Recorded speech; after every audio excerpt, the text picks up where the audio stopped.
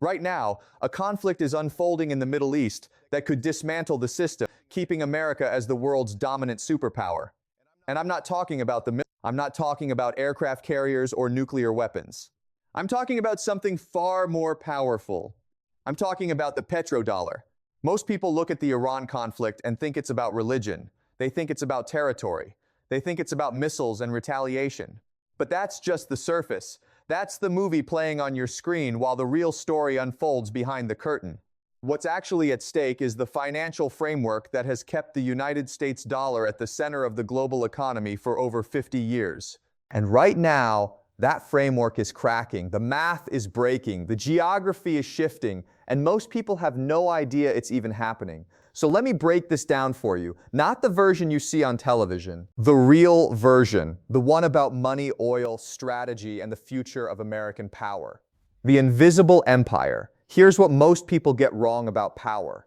They think empires survive because of their armies. They think America is the most powerful country because it has the biggest military, and yes, that's true, but military power alone has never sustained an empire, not once in history.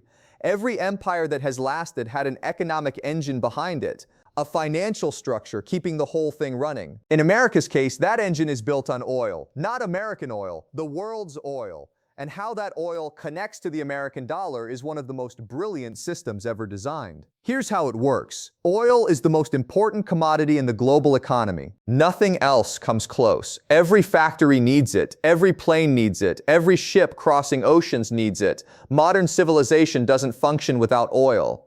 Now here's the critical part. For over 50 years, almost all oil traded globally has been priced in one currency, the United States dollar. Not euros, not yen, not yuan, the dollar. Think about what that means. If you're Japan and need to buy oil from Saudi Arabia, you can't pay in yen, you have to pay in dollars. If you're India buying oil from the Gulf, you can't pay in rupees, you need dollars. Germany, Brazil, South Korea, doesn't matter. Every country that needs oil must first acquire US dollars.